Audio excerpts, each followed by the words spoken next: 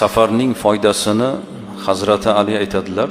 U kishining ta'riflari bo'yicha har qanday ziyorat bo'lishidan qat'iy nazar, safar bo'lishidan qat'iy nazar odamdan g'am, anduhni ketkazadi. Tashvishlanib qoldingizmi, bir safarga chiqib keling. Imkoningiz yetsa borib bir dam olib keling. Yaxshi joylarga, so'lim joylarga borib. Ilmni hosil qiladi. Safarga chiqib ko'p narsa olasizda, to'g'rimi? Ko'rmagan narsangizni ko'rasiz-da. O'zingizni hayotingizga tatbiq qilasiz. Yo'lda qancha yaxshilarga mubtalo bo'lasiz.